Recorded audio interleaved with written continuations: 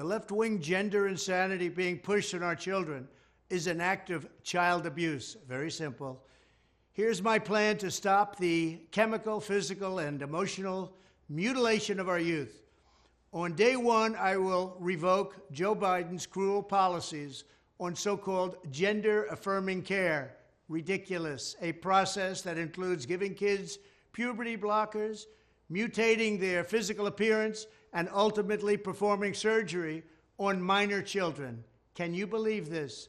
I will sign a new executive order instructing every federal agency to cease all programs that promote the concept of sex and gender transition at any age. I will then ask Congress to permanently stop federal taxpayer dollars from being used to promote or pay for these procedures and pass a law prohibiting child sexual mutilation in all 50 states. It'll go very quickly.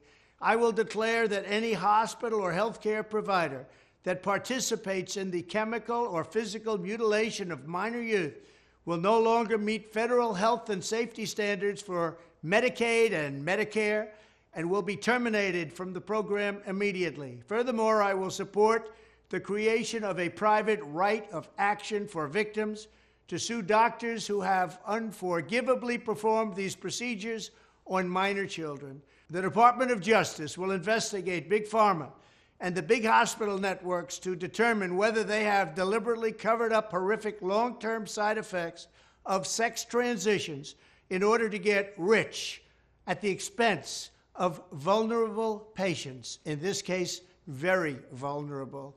We will also investigate whether Big Pharma or others have illegally marketed hormones and puberty blockers which are in no way licensed or approved for this use.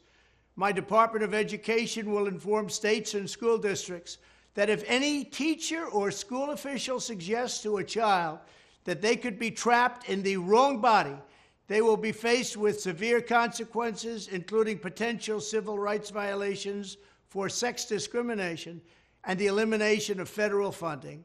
As part of our new credentialing body for teachers, we will promote positive education about the nuclear family, the roles of mothers and fathers, and celebrating rather than erasing the things that make men and women different and unique. I will ask Congress to pass a bill establishing that the only genders recognized by the United States government are male and female, and they are assigned at birth. The bill will also make clear that Title IX prohibits men from participating in women's sports, and we will protect the rights of parents from being forced to allow their minor child to assume a gender which is new and an identity without the parents' consent. The identity will not be new, and it will not be without parental consent.